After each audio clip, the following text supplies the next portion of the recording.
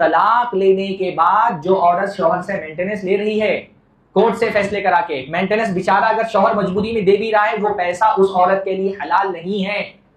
कल कयामत के दिन उसकी एक एक पाई का हिसाब देना पड़ेगा।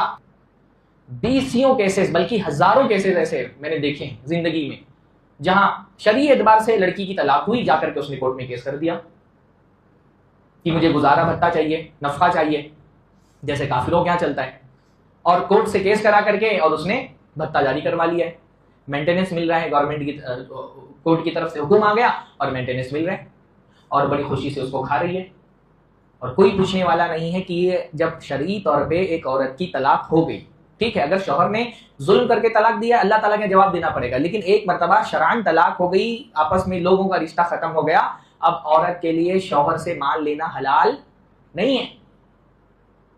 बात समझ आ रही मैं क्या बोल रहा हूं? ये जो तलाक के बाद औरतें मेंटेनेंस लेती हैं जबर करके, कोर्ट से फैसले लेकर के, मेंटेनेंस के नाम पे जो शौहर पैसा दे रहा है वो औरत के लिए हलाल है। किस हैसियत से हलाल है भाई?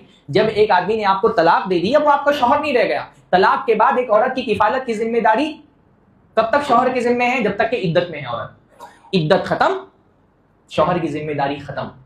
अब अगर उसका बाप जिंदा है तो बाप उसकी नफके का जिम्मेदार है, उसके मेंटेनेंस का जिम्मेदार उसका बाप है। बाप नहीं जिंदा है, भाई है, चाचा है, जो भी उसका करीबी रिश्तेदार होगा वो उसकी किफालत करेगा। जब शौहर ने तलाक दे दी, इद्दत खत्म हो गई, अब सारा ताल्लुक उससे खत्म हो गया है, अब आपके नफके का किफालत का जिम्मेदार वो नहीं रह गया।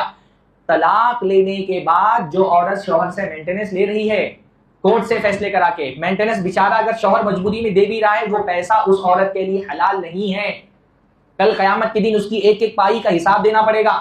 अल्लाह के रसूल सल्लल्लाहु अलैहि वसल्लम ने फरमाया, कयामत के दिन बंदे से 5 सवाल होंगे, उसमें से एक सवाल क्या होगा? वफी मालिही मिन ऐन इक्तसबहू, उससे माल के बारे में पूछा जाएगा, माल कहां से कमाया था। ये जो मेंटेनेंस के नाम पे शौहर से ले रही है, कल कयामत के दिन अल्लाह ताला के यहाँ जवाब देना पड़ेगा और भरना पड़ेगा अपनी नेकियों से।